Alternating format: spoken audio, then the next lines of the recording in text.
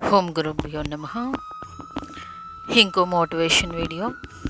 ఇందాక ఈరోజే ఒక ఆంటీ నాకు మెడిటేషన్ నేర్పారు. 12 ఇయర్స్ 13 ఇయర్స్ బ్యాక్. ఆవిడ అద్దెంట్లో వాళ్ళ ఇంట్లో తిరుగుతూ ఉండేవారు. వాళ్ళ అమ్మాయి చక్కగా మా అపార్ట్మెంట్లోనే ఒక ఇల్లు కొనిచ్చి చక్కగా అమ్మాయి వాళ్ళ తల్లికి చక్కగా వంటిల్లంతా మోడిఫై చేసి చక్కగా మంచిగా మార్చి చక్కగా ఇచ్చారు. ఈవిడ ఒక 10 రోజులు 20 రోజులు వైజాగ్ వాళ్ళ అమ్మగారింటికి వాళ్ళ అక్క వాళ్ళ ఇంటికి తిరిగి వస్తుంటారు. మినిమం ఒక నెల కూడా ఉండిపోతుంటారు, ఒక్కోసారి 2 నెలలు కూడా. అప్పుడు ఎవరో చెప్పారట, ఇన్ని రోజులు బట్టి మీ అమ్మగారు ఉండట్లేదు కదా, ద్వారబంధాలన్నీ చీమలవి పట్టేస్తున్నాయి, పాడైపోతున్నాయి అని ఆ కూతురికి చెప్పారట. ఈ తల్లికి ఏంటి చెప్పిన వాళ్ళు రిలేషన్ వాళ్ళు వేరే విధంగా చెప్పారట, ఏవో మాటలు, చెప్పుడు మాటలు.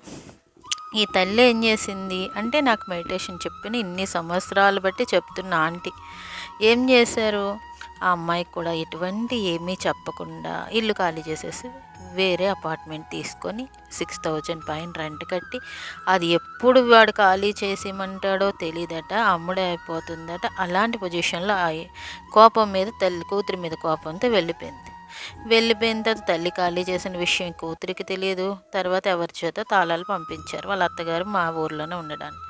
వాళ్ళ అత్తగారాలు ఈ అమ్మాయిని చాలా దూషించడం, మాట్లాడడం, చాలా చాలా ఇంట్లో ఉంటాయి కదా పరిస్థితులు.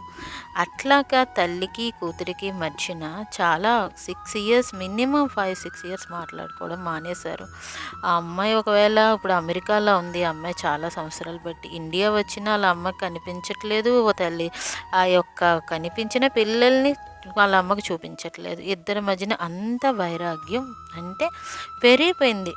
ఇద్దరు మధ్యలో వచ్చే మాటల వలన చాలామంది చుట్టాలు చెప్పారు, వాళ్ళందరికీ వీళ్ళిద్దరూ విరోధులు అయిపోయారు. చెప్పుడు మంచి మాటలు చెప్పి నేను చాలాసార్లు ట్రై చేశాను, ఇద్దరు కూడా మాట వినేవారు కాదు.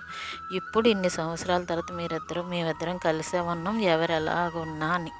ఇక్కడ చూడండి అర్థమవుతుంది. ఒక్క మాట మనలోని అక్కడ మంచిగా ఇద్దరిని కలపాలని చూసేవాళ్ళు చాలా తక్కువ మంది, ఇలాంటివి చెప్పేవాళ్ళే చాలా ఎక్కువ మంది. జయ గురుదేవ్.